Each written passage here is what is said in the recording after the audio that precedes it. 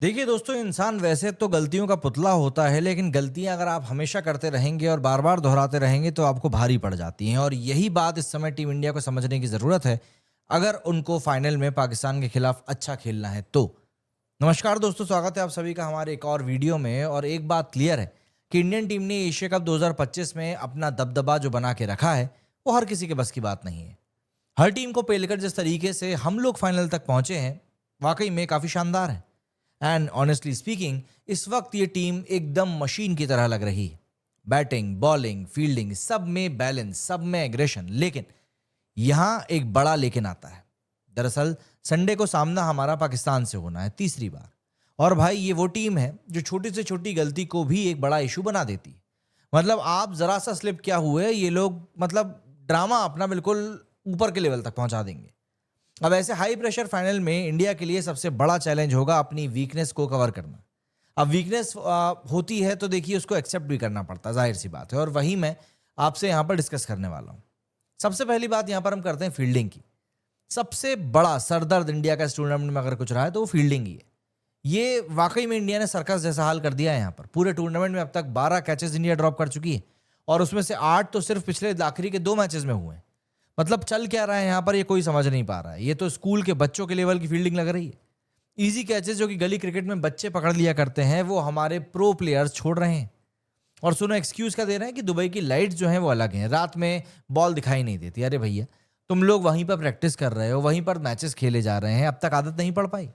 और वहां पर क्या और मैचेस नहीं होते? वहां पर दुनिया तरीन के प्लेयर्स आके खेलते हैं। अगर ऐसा होता तो ये चीज अभी तक सामने आ गई होती।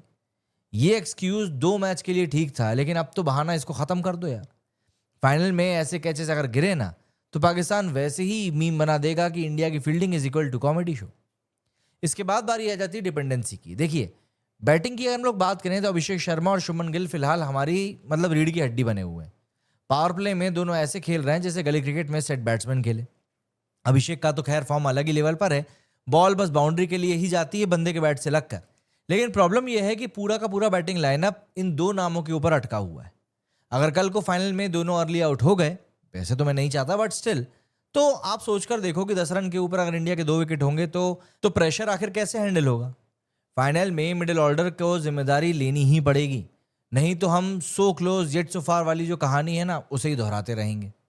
इसके बाद बारी आ जाती है हमारे कप्तान साहब की, क्योंकि देखिए इस बात के ऊपर कई लोगों को बुरा लग सकता है। सूर्य कुमार यादव भाई, आप मानो या ना मानो, स्काई का बैट अभी पूरी तरीके से साइलेंट मोड पे चल रहा है। पिछली 9 इनिंग्स में 87 रन, एवरेज 12 का, स्ट्राइक रेट 112 का। यानी T20 में बंदा 360 डिग्री बैटिंग के लिए मशहूर है, वो अभी 36 डिग्री में भी नहीं चल पा रहा है। एशिया कप में अब तक बस 59 रन स्कोर किए हैं। और ये स्टैट्स सुन के ऑब्वियस सी बात है और दुखी होता है। एक कैप्टन है, ऑब्वियस सी बात है नेचुरली उनके ऊपर प्रेशर ज़्यादा ही होगा। लेकिन फिलहाल फाइनल में स्काई को अपना गेम ऊपर लेकर जाना ही पड़ेगा, क्योंकि कैप्टन अगर फ्लॉप है और टीम जीत गई तो भी लोग बोलेंगे कि टीम तो चल गई पर लीडर ने यहाँ पर डिसअपॉइंट कर दिया। इसके बाद बारी आ जाती है ओवर एक्साइटमेंट के भूत की। देखो, ये सबसे बड़ा सरदर्द है, टीम मैनेजमेंट का ओवर एक्सपेरिमेंटेशन। कहीं ना कहीं आपको मानना पड़ेगा कि बांग्लादेश के अगेंस्ट शिवम दुबे का नंबर 3 पे भेजना बहुत गलत डिसीजन था। एंड संजू सैमसन को बेंच पे बिठाए रखना और भी गलत था।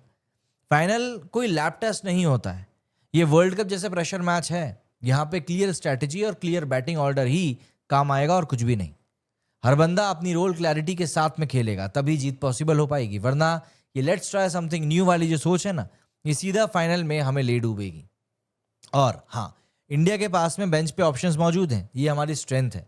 लेकिन भैया, फाइनल में ना आपको हीरो बनने की ज़रूरत तो नहीं है, ना ही कोई साइंटिस्ट बनने की। सेफ कॉम्बिनेशन ही खिलाइएगा, और जो बंदा ग्राउंड पे है उसको रोल उसका समझाना पड़ेगा, बिना किसी कंफ्यूजन के, बिना ड्रामा के क्लैरिटी देनी पड़ेगी। दोस्तों, इंडिया अभी एशिया कप का सबसे बड़ा कंटेंडर है, लेकिन पाकिस्तान के अगेंस्ट फाइनल एक अलग मैच होता है। फील्डिंग में ड्रॉप कैचेस, कैप्टन का आउट ऑफ फॉर्म होना एंड टीम का ओवर एक्सपेरिमेंटेशन, ये सब फैक्टर्स हमारी जीत को थोड़ा सा डीरेल भी कर सकते हैं। और इंडिया ने ये छोटी छोटी प्रॉब्लम्स अगर फिक्स कर ली तो ट्रॉफी के ऊपर हाथ रखने से हमको कोई रोक नहीं पाएगा। नहीं करी तो ऑब्वियस ही बात है, कहीं ना कहीं जीत की आदत भी एक दिन हार में बदल जाती है, और उस दिन मीम्स भी बनेंगे, ट्रोल्स भी आएंगे, और वही इंडिया चोक कर गया वाली कहानी रिपीट की जाएगी। अब देखना यह है कि संडे को आखिर कौन ज़्यादा स्ट्रांग निकल कर आता है, हमारी टीम की विनिंग हैबिट या फिर हमारी टीम की विनिंग हैबिट।